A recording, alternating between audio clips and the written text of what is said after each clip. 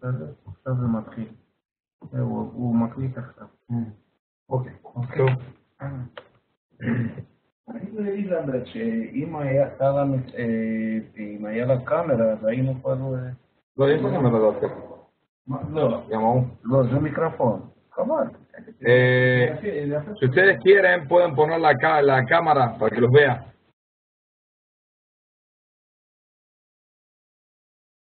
¿Aló? ¿Me escuchan?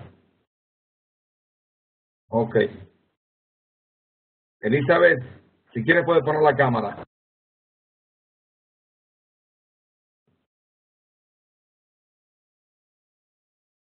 Tardes.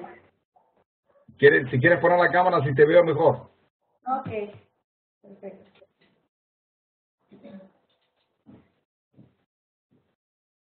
Ok, muy bien. Bueno, hoy dijimos que vamos a hablar del asunto de la libertad. ¿Qué es la libertad? Hay gente que se piensa que la libertad, como dijimos en la otra clase, es hacer lo que me da la gana. Estoy viendo bien, a ver, ahora un poco, ahí. Piensa que libertad es hacer lo que le da la gana. Ahora, vamos a hablar de la libertad.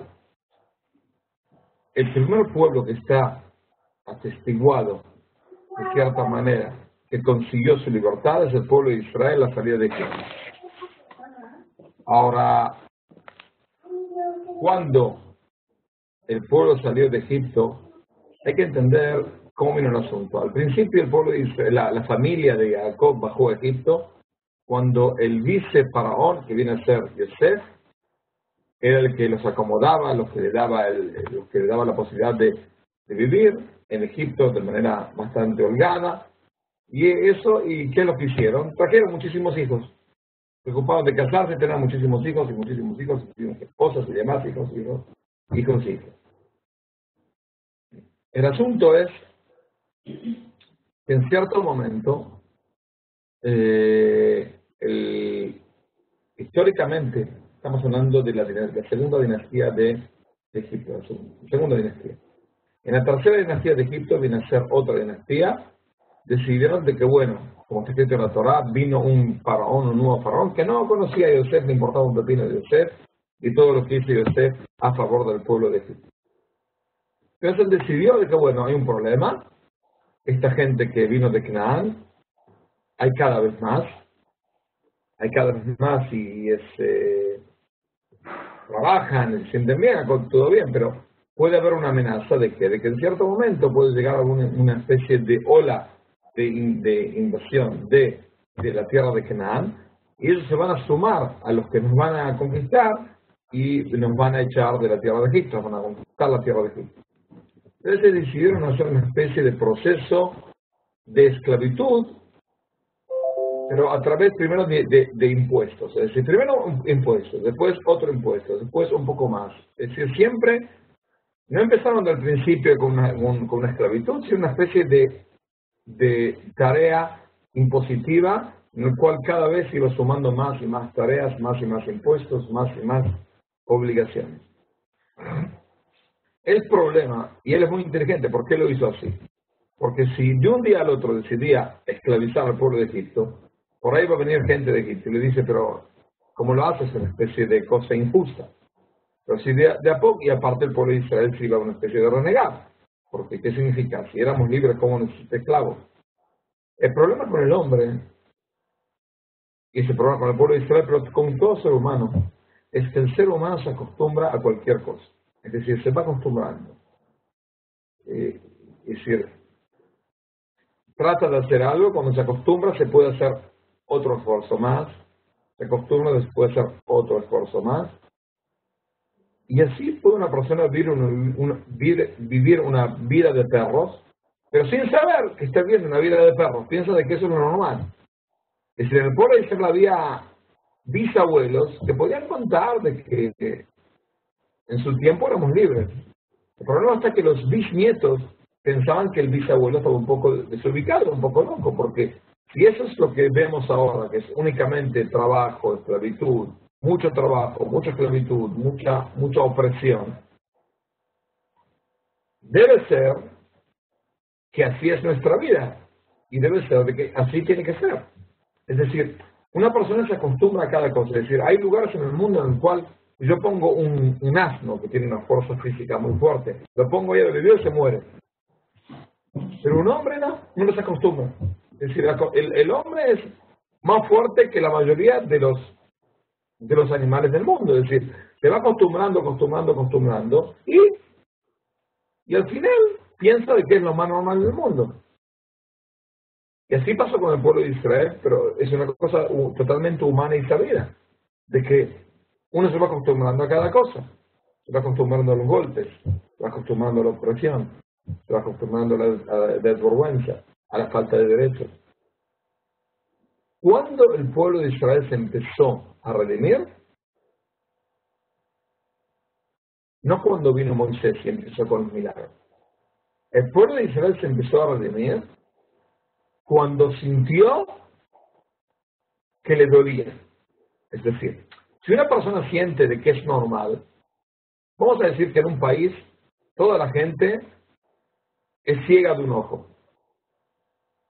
Y tiene un solo ojo que funciona. Y piensa de que es lo más normal del mundo. Pero no siente una especie de dolor porque perdió el ojo.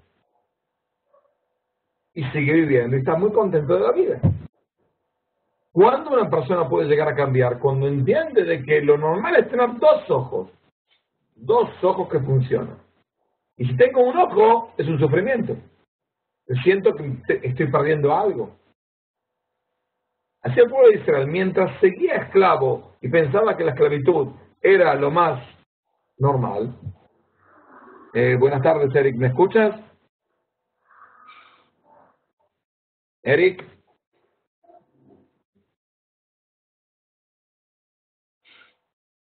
No sé si me escucha o no me escucha. Nathan.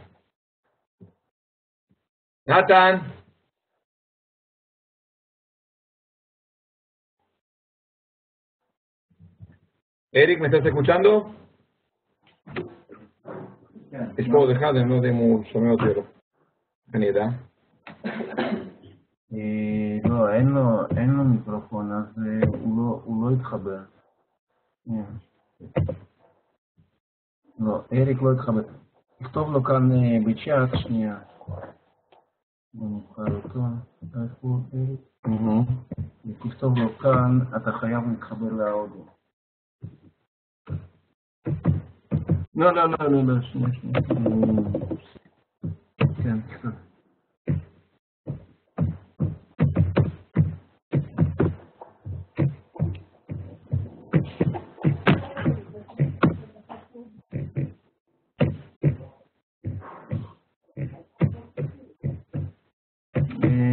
כן, זה אפילו לא מיקרופון, זה בכלל אודיו, גם לא שומע. לא, הוא עזר בינתיים. הוא עזר, אוקיי. אם אתה תראה אותו שם, אולי תגיד לו קונקשן ל... כן, אוקיי. אני אותו שם.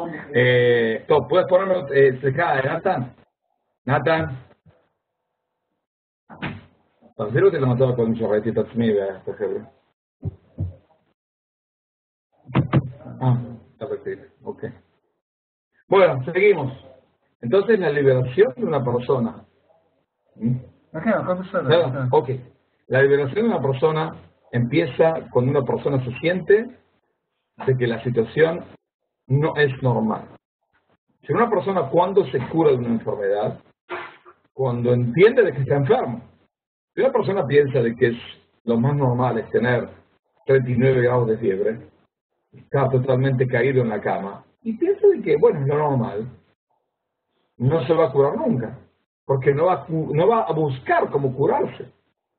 Entonces el pueblo de Israel empezó a ser libre cuando sintió la opresión y rezó a Dios.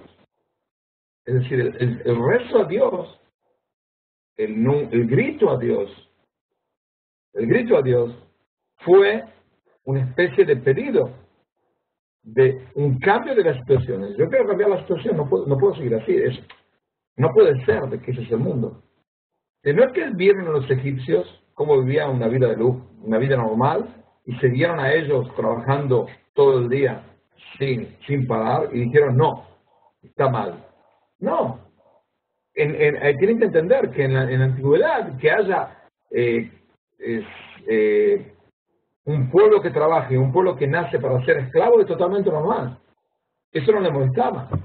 El problema está de cuando se sintieron de que, no relativamente a los egipcios, no relativamente a los antepasados de ellos en Canaán, Abraham, Isaac y Jacob, no.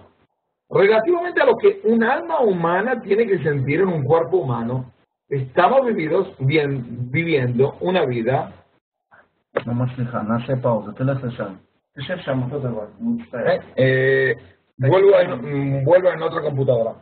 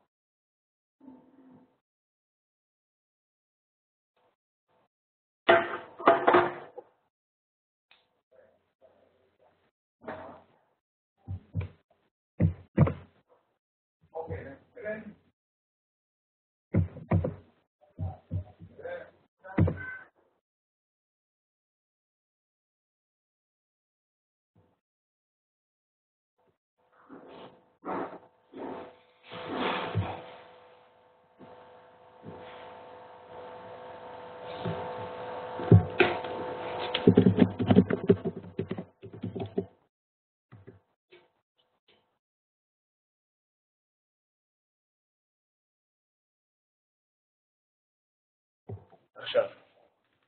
Ok. ¿Me escuchan? Sí, כן. Ok. Bueno, seguimos. Entonces la liberación del pueblo de Israel empezó cuando se sintieron que no podían seguir así. Es decir, una persona sale de una situación cuando entiende de que la situación esa no es la situación que se merece. Decir que pensar de que ellos querían anular la esclavitud, no. ¿Por qué? Porque en el mundo antiguo, hasta hace no demasiados años, que haya gente que haya nacido para ser esclavos era algo totalmente aceptado. En el mismo Corte Suprema de Estados Unidos, en el año principio del año 1900, la Corte Suprema dice, no, los negros tienen que tener cierto tipo de degradación, porque no puede ser de que sean totalmente como nosotros. Corte Suprema de Estados Unidos, no en la Corte, el Tribunal de la Tribu de Chunga Chunga en Ruanda, Burundi. No, Estados Unidos, Corte Suprema y todo lo demás. Pero el pueblo de judío decía, bueno, uno puede ser esclavo, pero tiene que ser justo, tiene que haber un proceso justicia. Si uno tiene una vida en el cual, otra vez, no relativamente al pasado, ni relativamente a comparación con los egipcios, sino comparado como uno se siente de que tiene que sentirse, se siente mal. Entonces debe actuar de una manera en la cual uno dice, bueno, tengo que salir de esto. La única opción que tenían los israelitas que era rezar a Dios. Rezar a Dios que les prometió sacarlos, les prometió la tierra de Israel. Y eso es lo que les contaba. Entonces la liberación empieza cuando una persona, Nathan, disculpen, hay otro que se sume, ¿no? Nathan, a Erika Zeot va a amenazar.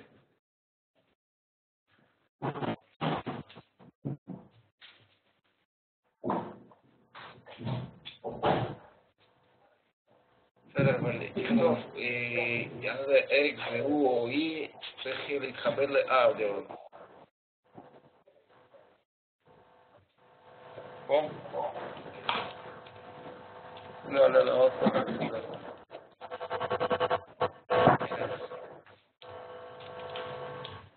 תגיד לאודיו, לא רק מיקרופון לאודיו.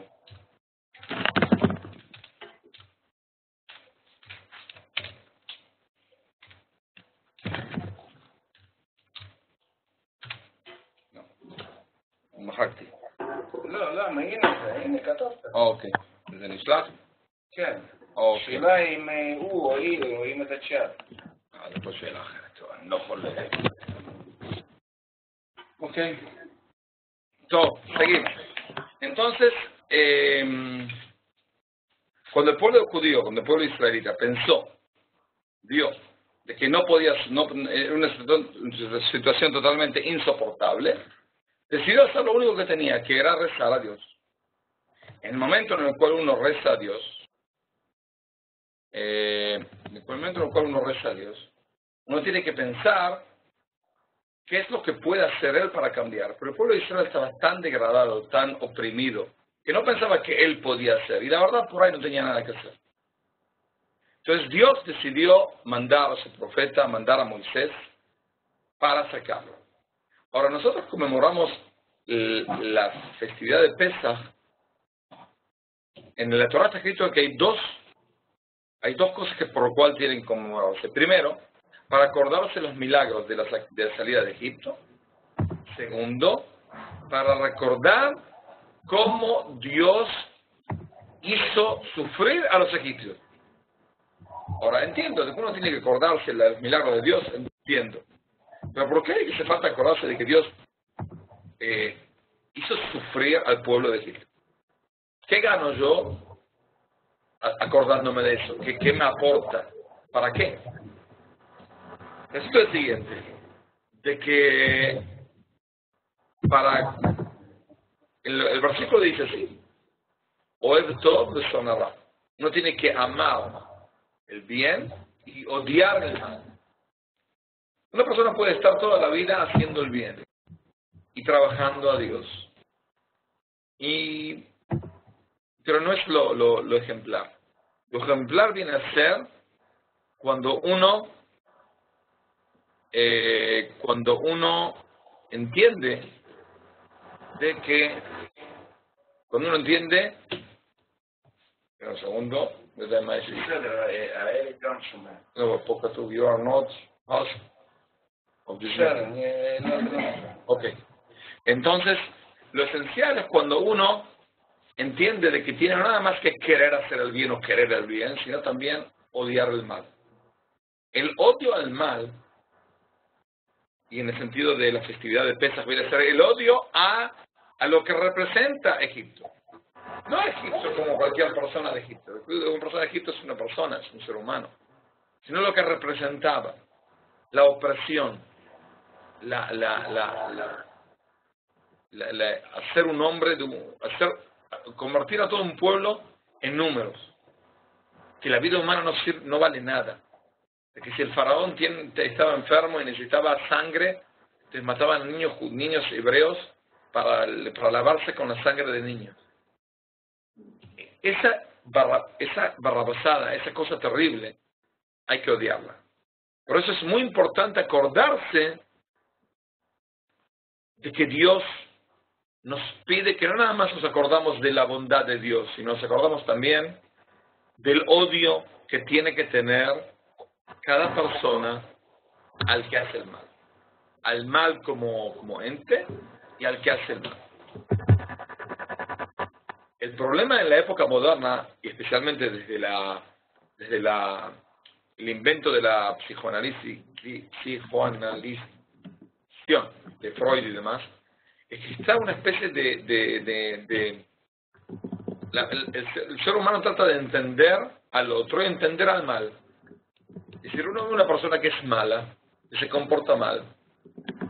Como dice, en hebreo se dice, no hay una persona mala, hay una persona que está pasando un mal momento. Es decir, no es mala intrínsecamente, sino tiene una maldad. Todo el invento de tratar de buscar una especie de explicación por qué una persona se siente mal, por qué una persona hace el mal, por qué Hitler es tan malo, por qué mi vecina es tan mala, por qué y demás y demás y demás. La diferencia entre el vecino y Hitler, ¿no? Con todo. Con todo y eso provoca que hay gente que justifica, es decir, que yo entienda por qué el otro hace una cosa mala no significa que yo justifique. Es decir, si una persona me pega y yo entiendo por qué me pega, eso no me lleva a, no me influye a perdonarlo. No puedo perdonarlo. Es decir, la diferencia entre un esclavo y un no esclavo es que el esclavo sabe de que cuando el dueño le pega es porque se lo merece. Porque se lo merece por el solo hecho de nacer esclavo y porque por ahí no hizo todo lo que el dueño le pidió. Entonces se lo tiene bien merecido una buena paliza. El problema está de que el esclavo no tiene una especie de obligación tiene una obligación de entender por qué le pega. Como cualquier persona que le pasa algo, tiene que romperse la cabeza, ¿por qué me pasa? Pero eso no lo lleva a obligarlo a perdonar. Uno no tiene que perdonar ningún golpe. Cuando una persona deja de perdonar, ahí se libera. Si la liberación es una especie de sentirse íntegro. Aunque prácticamente sigo siendo esclavo y prácticamente me están esclavizando y prácticamente estoy sufriendo, pero ya empezó un proceso en el cual al final me voy a liberar. Y si no yo, mis hijos, si no mis hijos, mis nietos. Es decir, la posibilidad de empezar un proceso en el cual yo no estoy obligado a sufrir. Dios no hizo el mundo para que yo sufra. Esa decisión, que es una especie de decisión particular, una decisión de un pueblo, el cual dice, bueno, no puede seguir así. Yo me tengo que, es como una especie de autoemancipar, autoliberar. Todavía no estoy libre, sigo trabajando, me siguen pegando, sigo sufriendo, pero en el alma ya estoy libre. Porque yo entiendo de que no tengo que estar acá. Si tengo alguna posibilidad, como persona particular o como pueblo, de hacer algo de manera natural para liberarme, lo hago. Seguro que lo hago. Tratando de pensar qué posibilidades tengo de hacerlo. Pero no, cuando una persona se siente esclavo, aunque lo vienen a sacar y le vienen a decir, bueno, se anuló la esclavitud, él sigue siendo esclavo. Eso es lo que pasó con el pueblo de Israel de cierta manera. De que hay gente que estaba tan cómoda en Egipto, en su esclavitud, en el cual pensaba de que por ahí no hacía falta liberarse. Por ahí, bueno, uno se puede quedar acá, no hace falta ir a nada, eso es el fin del mundo, ir a hacer una guerra, gente. No, me quedo acá. Si estoy acostumbrado a sufrir, estoy acostumbrado a vivir de una manera de sufrimiento. Es una especie de enfermedad. Es decir, hay dos procesos. Está el proceso en el cual el esclavo se siente que es libre, aunque no está libre prácticamente. Y está la situación totalmente al revés, en el cual una persona está libre, pero está esclava. Se siente esclava del otro nivel socioeconómico. Se siente esclava de los inteligentes. Se siente esclava de los jueces. Se siente esclava... De cierta manera uno puede estar en regímenes totalitarios, por ejemplo, regímenes que se apropian de los derechos particulares de la persona. Es muy cómodo vivir. ¿Por qué es cómodo vivir? Porque uno dice, bueno, no me tengo que romper la cabeza qué hago, qué no hago. Bueno, ellos deben saber. Los líderes deben saber cómo conducir. Los líderes deben saber qué es bueno para mí. Es cómodo, pero es esclavo. ¿Por qué es esclavo? Porque uno se siente por ahí cómodo de manera física, pero está totalmente esclavizado de manera moral, de manera espiritual, de manera social.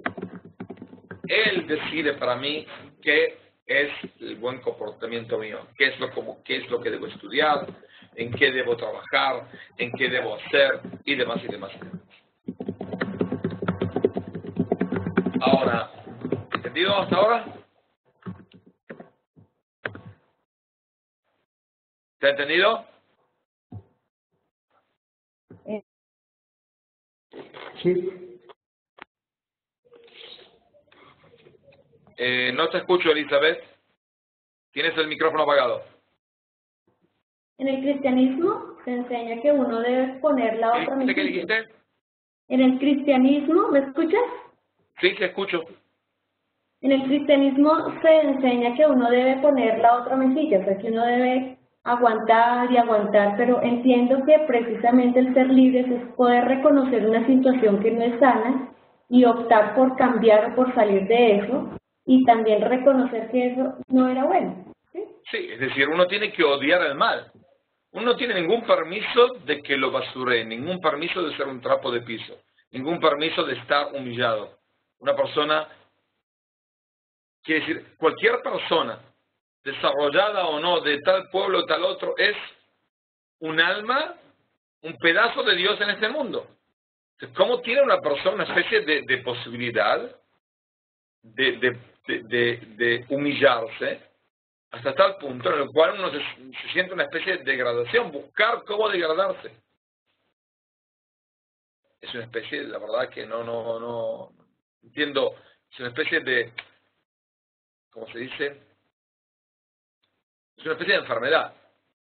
Es decir, que una persona se siente de que, bueno, tiene que sufrir. Yo llegué a este mundo para sufrir. El mundo fue hecho para que yo sufra. En este mundo debo sufrir para llegar al otro mundo, y demás, y demás, y demás, y demás. Uno sufre en este mundo, seguro, pero no tiene que buscar cómo sufrir. El sufrimiento viene solo. Cada uno tiene un sufrimiento, alguna enfermedad, algún dolor, algo, alguna situación socioeconómica y demás, en el cual uno no se siente en óptimo nivel. Pero con todo y eso, que el mundo sea sufrido no significa de que yo debo aceptar el sufrimiento como forma de vida optativa. No puedo, ¿quién me permitió? Dios hizo el mundo libre. Entonces, en esa época se pensaba de que hay pueblos que nacieron para ser esclavos. ¿Está bien? Ok, eso es lo que se pensaba. Pero también cuando una persona nace para ser esclavo, puede ser esclavo, pero de manera correcta, de manera no humillante, de manera en la cual uno no tiene una predisposición de ser basura. Uno puede ser esclavo, pero no tiene que degradarse a tal nivel en el cual uno se piensa de que, bueno, lo mejor para él sería seguir sufriendo. Es una estupidez. ¿Entendido? Ahora, ¿qué pasa? Dios, como dijo, nos quiere que hagamos el bien, pero que también odiamos el mal. Que nosotros entendamos de que el camino es libre para hacer el bien, pero no es suficiente que uno haga el bien, tiene también que odiar el mal y odiar hacer el mal. Y odiar lo que representa el mal. Y luchar con lo que representa y los que representan el mal en este mundo. Y eso no tiene nada que ver con pueblo, con judíos, con los judíos. Hay un mal, hay una cosa que es mala y hay que luchar. Que por ahí no conviene luchar con todos juntos a la misma vez.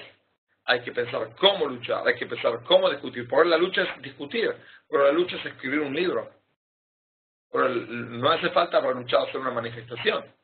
Pero sí hace falta una especie de incomodidad. Uno no puede sentirse cómodo cuando se siente oprimido. La persona que se siente oprimido y se siente cómodo es enferma. Es una persona enferma. La esclavitud es una enfermedad. No es una maldición, es una enfermedad. Es peor que una maldición. Entonces, mientras uno no entienda de que está enfermo, no se va a curar nunca. Nunca. Ahora, el mundo pasó un proceso. ¿Qué significa pasó un proceso?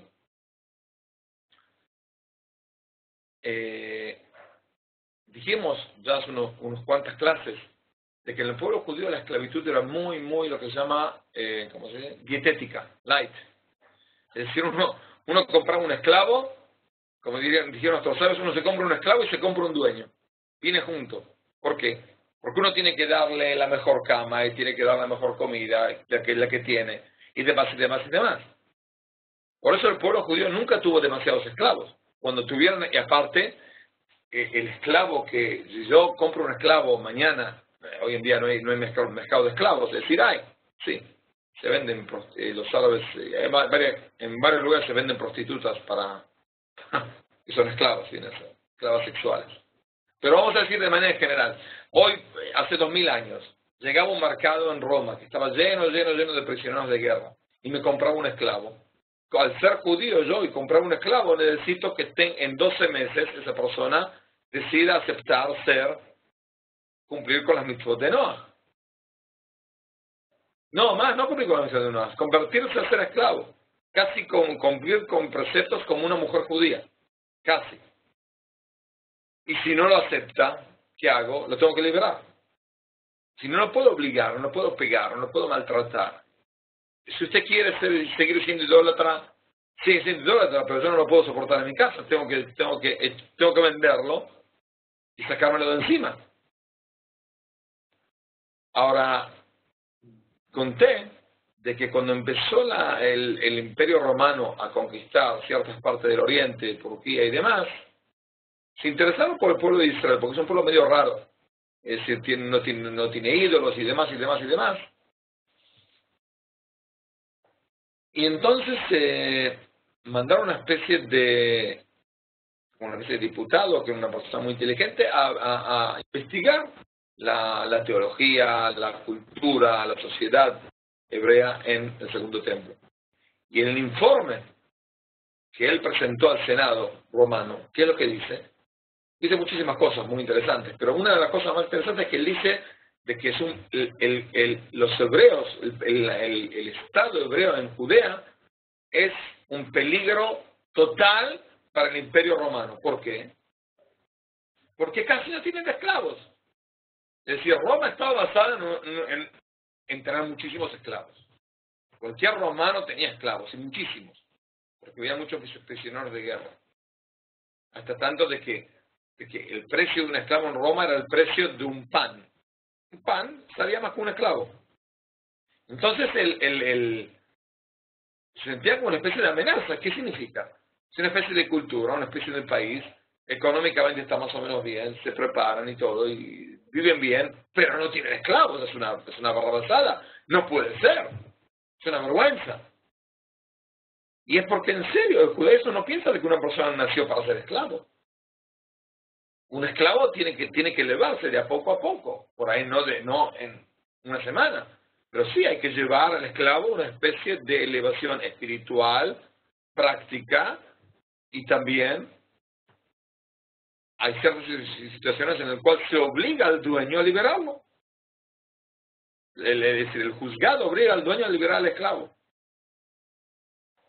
Ahora, ¿para qué Dios quiere que seamos libres?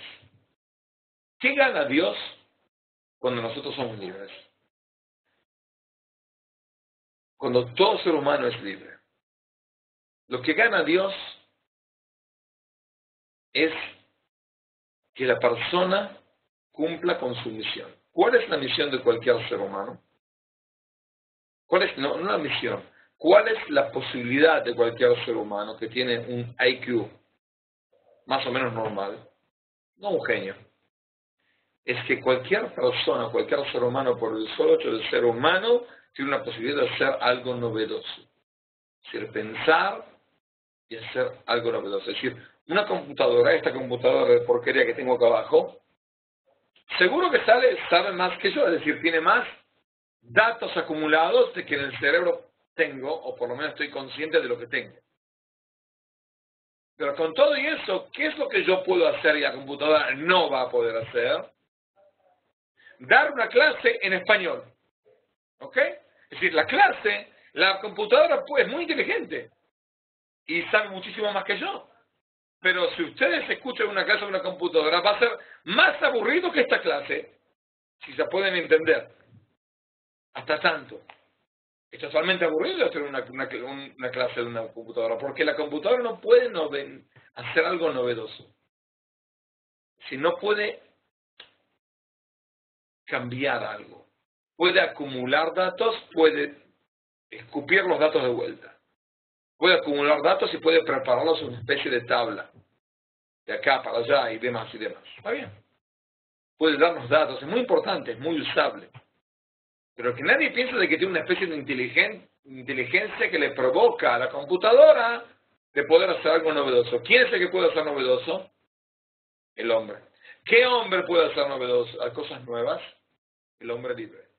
El hombre que es esclavo, no nada más porque no tiene tiempo, sino porque la mente se siente de que, bueno, al ser esclavo, puede ser libre, tiene cédula de identidad, va a votar de vez en cuando, pero es una especie de dictadura en la cual ellos deciden por mí.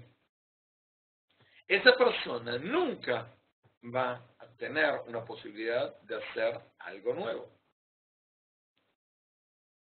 Es decir, hay un investigador británico que empezó a investigar por qué hay tanta cantidad de judíos que reciben el premio Nobel, que es totalmente desproporcional al porcentaje de judíos en el mundo, totalmente desproporcional. Se dice muchas cosas en el cual por qué hay muchos, pero después uno dice una cosa muy importante, que los judíos nunca están de acuerdo uno con el otro. Es decir, al no estar de acuerdo uno con el otro en muchas cosas, entonces uno dice, bueno, ¿por qué no estoy de acuerdo? Porque pienso así, así, así. Tengo una especie de teoría formada. Y entonces cuando él me cuestiona tengo que contestarle, entonces tengo que profundizar por qué él no tiene razón. Es decir, es algo en mi mente de que dos judíos son tres ideas. Hay un cuento que dice de que alguna vez un judío que se hundió el barco, nadó, llegó a una isla y vio ahí como Robinson Crusoe unos años y consiguió algo para poder vivir y plantó un trigo, hizo pan, y hizo una casa y una canoa y pescaba. Bueno, vivió ahí unos años. A los pocos años, a los 10, 15 años, vio un barco de lejos. Entonces él hizo una especie de fogata y vieron de que había una persona, se acercaron y lo vinieron a llevar. Entonces él le dice, bueno, antes de irme de la isla quiero mostrarle lo que hice. Entonces le mostró, este es un dique hidroeléctrico. Este es mi casa de verano. Esta es mi casa de invierno. Este es mi sauna. Este es el otro. Esta es la sinagoga. Pero ¿para qué hace falta sinagoga? Usted está solo. No, es mejor que una sinagoga. Bueno, esta es la otra sinagoga. Dice, no, pero si usted está solo, ¿para qué hace falta dos sinagogas? Dice, no, a esta no voy nunca. Es decir, está tan aburrido de que tiene que buscar con quién pelear aunque no tenga con quién pelear. Es un problema. En serio, estos judíos son problemáticos. Pero el asunto es que una persona al ser libre, al sentirse libre, no es que piensa de que el otro le está haciendo un truco. No. Pero tiene que ver, a ver, ¿por qué el otro tiene razón? ¿Quién dice que tiene razón? Esa posibilidad que tiene una persona, cualquier persona, digan los judíos como sea, de pensar afuera de la línea, está basada en la posibilidad de ser libre. Es decir, ser libre da una opción a la persona de sentirse, de usar esta cabeza para hacer cosas nuevas, hacer cosas nuevas en el mundo. No recibir como una especie de dogma que una persona enferma de tal enfermedad debe morir. No, por ahí se busca la vuelta para salvar a la persona. Porque, como dicen en el primer versículo que Dios nos dice sobre el Shabbat, que Dios creó el mundo, Asher bara Elohim la azot, que Dios creó el mundo para hacer. ¿Quién es Dios para hacer? ¿Lo creó ya? ¿Para qué hay ser? Y yo no. Dios creó el mundo. Y nosotros, como seres humanos, ¿qué debemos hacer? Seguir haciendo. Es decir, el mundo no es perfecto. El mundo no es perfecto. Pero uno tiene que perfeccionarlo. Cada vez perfeccionarlo. Pero eso depende de la posibilidad de ser libre. Una persona que no es libre está sometido a las fuerzas externas, está totalmente buscando cómo sobrevivir y no vivir, no está viviendo, está sobreviviendo. Y eso le lleva a una posibilidad, eso le impide una posibilidad de cumplir con la misión del cerebro, porque si Dios quería que únicamente el cerebro sea una especie de acumulamiento de datos, nos ponía una computadora. Pero Dios nos puso a cada uno de nosotros, ustedes, cada uno de nosotros tiene una especie de cerebro que tiene una posibilidad muy rara de pensar, pero a través de la imaginación, cambiar, buscar un cambio, buscar cómo ser mejor. Buscar cómo ser mejor. Es decir, la festividad de Pesaj es la festividad que nosotros conmemoramos, la posibilidad de hacer algo nuevo. Por eso en la ceremonia de Pesaj, que todos en las casas judías hacen cada familia, que se leen unos textos y demás, hay una bendición que nosotros bendecimos, que Dios nos dé la oportunidad de cantar un canto nuevo. ¿Para qué hace falta un canto nuevo? Sí, porque ese es el asunto, cantar un canto nuevo. La novedad, la posibilidad de hacer algo nuevo, es lo que nos da la posibilidad de vivir una vida íntegra. La vida íntegra está basada en la posibilidad de hacer algo nuevo. Y aunque sea algo nuevo, a tomar algo antiguo y renovarlo. Esa posibilidad de renovar está basada en la libertad. Entonces, únicamente a través de la libertad, nosotros tenemos esa oportunidad y hay que usarla. Es decir, hay que buscar la vuelta cómo ser libre, cómo vivir una vida libre y aunque uno esté sometido a pensar ya en la libertad. Al pensar en la libertad, uno ya es libre. Yo me acuerdo cuando vivía en Argentina en la época de la dictadura militar, en el cual había un chiste que decía de que si uno está en el ómnibus y de repente uno, sin darme cuenta, me pisa la pierna, le tengo que preguntar así: disculpe señor, ¿usted es militar? ¿Su hermano es militar? ¿Su padre, su familia es militar? No. ¿No hay ningún militar? No. Bueno, me está pisando. Es decir, ni se me ocurre decirle a un militar que me está pisando, porque mañana desaparezco. Mi familia, yo, ya está, nos van a encontrar el cadáver en el río de la Plata ahí, enterrado, nos comen los pescados. ¿Ok? Pero cuando uno se siente libre, siente de que esa situación tiene que cambiar.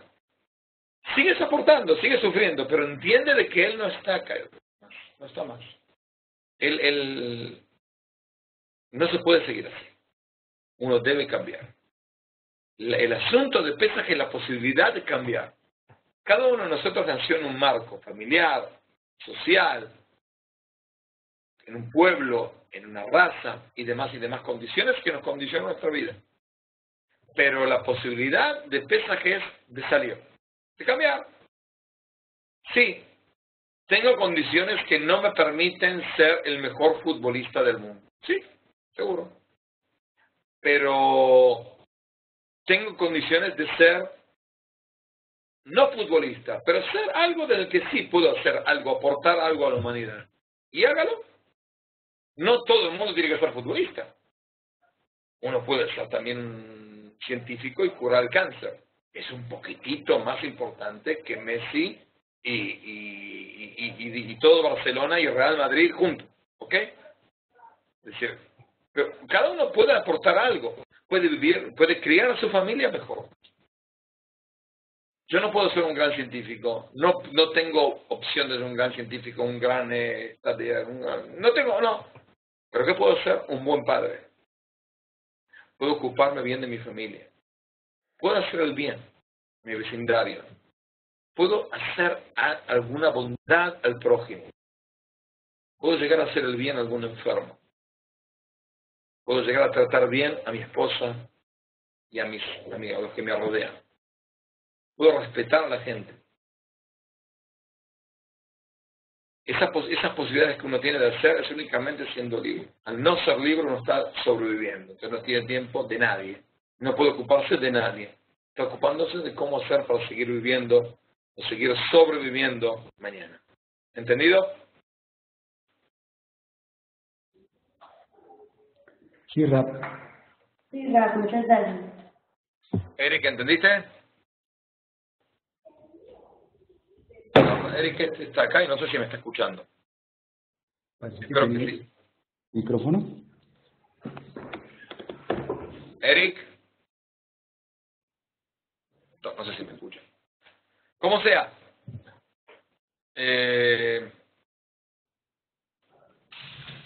Tú me preguntaste una pregunta, Elizabeth. Sí, Eric, ¿me escuchas? Sí, No, bueno. Me preguntaste del asunto de dar la otra mejilla. Me duele decir, porque el que le inventó el asunto de dar otra mejilla es un judío, un tal Jesús. Pero el problema está de que, como dijimos, de que como los judíos nunca dan la razón a otro judío, ¿no? Entonces puedo discutir también con Jesús. Ahora, ¿qué pasa? Cuando dar otra mejilla es entender de que me merezco el golpe y perdonar al que me pegó.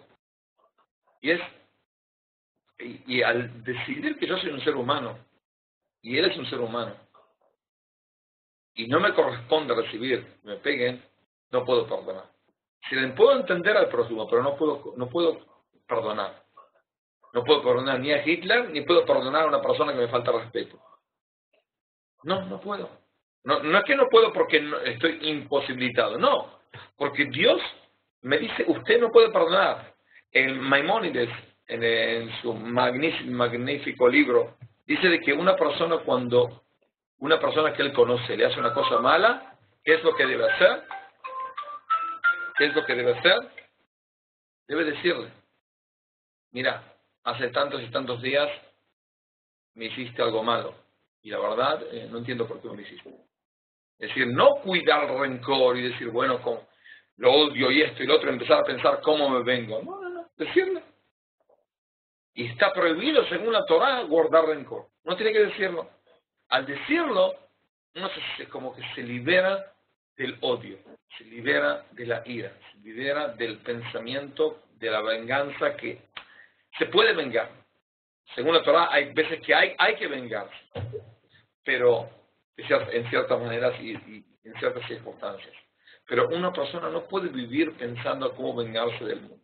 Una persona tiene que decir, me dolió, pienso que estaba de más, hacen con eso lo que quieras. Si el otro pide disculpas, tiene que perdonarlo. Pero no puede soportar que uno sea nada. ¿Ok? Y la gente falta respeto, especialmente maestros y alumnos. Me acuerdo de una vez que una maestra dijo a mi hija, una de mis hijas, tengo 8 hijos, una de mis hijas, le dijo en la mitad de la clase, ella preguntó una pregunta a la maestra, quería responder y le dijo, delante de todos, no, tú no debes dar la respuesta porque no eres inteligente. Ni bien llegó a casa y le contó a mi esposo, yo llegué del trabajo y del estudio, llegué y le contó, al otro día a las 8 de la mañana llegué a la escuela, ni pedí permiso. Golpeé la puerta del director, entré y le dijo, discúlpeme, usted se sienta acá a escucharme. Traiga a esta estúpida acá que quiero que me escuche a mí. ¿Okay? Tráigala. Porque yo estudié también educación, tengo maestría de educación y demás, y enseño y enseñé. Tráigala a esta estúpida acá. ¿Pero por qué? Le dije, no puede ser que alguien le diga a mi hija de que no es inteligente. No puede ser, y no es inteligente. Mi hija en serio es buenísima y tiene mucho poder y muy fuerte y tiene mucho ahínco y demás. Pero por ahí no es la más inteligente del mundo. Pero ¿cómo una persona puede faltar el respeto a una niña de 7, 8 años? ¿Qué significa? Entonces le dije, por mí que mi hija no sepa nada, pero que sea normal, que se acepte a sí misma, que se quiera a sí misma, que se autoestime. No puede ser así, no. Toda la escuela esta no sirve para nada si no lo cambian. Y la directora me prometió hablar con la maestra. Y esa maestra desde el día de hoy, cuando me ve, siempre baja los ojos, no me puede fijar, no me ve. Es decir, no, está caminando y me ve por la calle, siempre mira para el suelo. ¿Por qué? Porque sabe que se equivocó. Pidió perdón a mi hija y demás. Y yo con él, no hay problema. Pero hay que entender, una persona no puede hacer al prójimo de nada. No puede esclavizar al prójimo. Es decir, la palabra violencia en hebreo se llama alimut. alimut. La palabra alimut viene del verbo alam, que viene a ser el verbo alam, es mudo. Si también se puede explicar como mudo. Una persona que no habla, pega. Y una persona de vez en cuando pega hablando, despreciando con las palabras. Eso es Pesaj. No desprecia a nadie. Porque estos esclavos de ayer pueden ser libres. Porque si Dios quiere, también un pueblo de esclavos va a ser libre.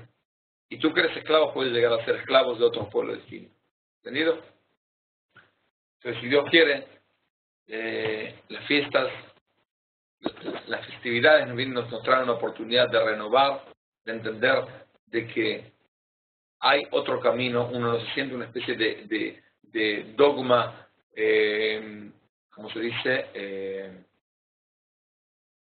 Determinista, en el cual todo está determinado y todo tiene que pasar de tal manera porque uno nació en tal pueblo, y nació en tal familia, y nació en tal situación económica, y demás, y demás, y demás, y eso va a su final. Al final se va a morir de cierta manera y listo. No, uno puede cambiar. Cualquiera puede cambiar. Hay que esforzarse, seguro. Hay por lo menos que intentar cambiar. Por ahí no va a poder. Por ahí no va a tener un éxito. Pero el solo hecho de intentar ya lo va a cambiar, lo va a hacer mejor. Va a ser un mundo mejor. Me disculpan que tengo que terminar la clase ahora. Me llamaron, mi hija está en el hospital partiendo y es mi primer nieto. Entonces tengo que correr al hospital. Si Dios quiere, hoy a la noche voy a ser abuelo. Ustedes me ven, ya estoy bastante viejo. Tengo 52 años. Me veo por ahí más viejo de lo que soy. Pero bendito sea Dios de que llego tuve la oportunidad de ver a mi primer nieto, y voy a tener la oportunidad de ver a todos mis nietos que voy a tener, si Dios quiere, para alegría de todo el mundo. ¿Ok? Felicitaciones, Rab. Todo lo mejor. Bueno, entonces la próxima clase va a ser el día domingo, dentro de 2 semanas. Día domingo, dentro de 2 semanas, a las 9 de la noche. El tema no tengo la más remotísima idea porque estoy ocupado con el asunto de mi hija en el hospital, pero ustedes van a saber por internet cuál es la idea, se tienen que conectar como hicieron esta vez, y pueden mandar esta clase que va a estar en el website del Centro de Analogía Mundial, amigos y demás. Buenas tardes para todos y hasta luego. Salga bien. Y compartimos el Nathan, finish. ¿Listo? Finito la comedia. כן, פשוט תתקשרו, הבת שלי בחדר לידה, וזה הנכד הראשון. מה אתה עושה כאן? למה אני עושה? זה שיעור.